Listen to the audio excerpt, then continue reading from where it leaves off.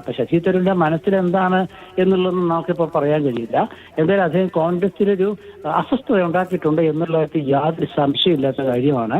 സാധാരണഗതിയിൽ ഇങ്ങനെയൊക്കെ പ്രശ്നങ്ങൾ വരുമ്പോൾ യൂത്ത് കോൺഗ്രസ് ഒന്നും വെറുതെ ഇരിക്കാറില്ല. അവരെ ഹൈക്കമാൻഡിനെ പെട്ടെന്ന് തന്നെ വിവരം ധരിപ്പിക്കുകയും മുതിർന്ന നേതാക്കൾ ഇത്തരം ഒരു അവസ്ഥയിൽ ഇങ്ങനെ ചെയ്യാൻ പാടില്ലെന്ന് പരസ്യമായി പറയുകയും ചെയ്യുന്ന ഒരു സമീപനമൊക്കെ യൂത്ത് കോൺഗ്രസിനൊക്കെ പണ്ടുണ്ടായിരുന്നു.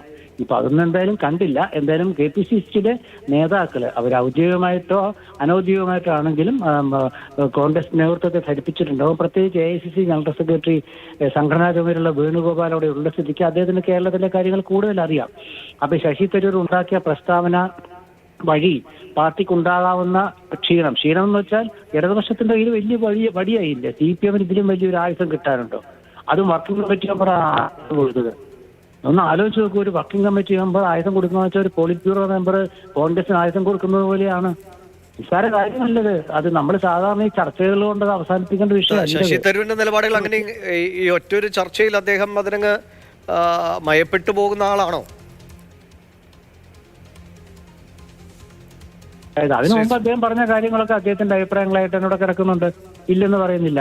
പക്ഷെ വർക്കിംഗ് കമ്മിറ്റി മെമ്പർ ആയതിനു ശേഷം AICC പ്രസിഡന്റായി മത്സരിച്ച് തോറ്റ ശേഷം അദ്ദേഹത്തെ വർക്കിംഗ് കമ്മിറ്റിയിലേക്ക് നാമനിർദ്ദേശം ചെയ്തു.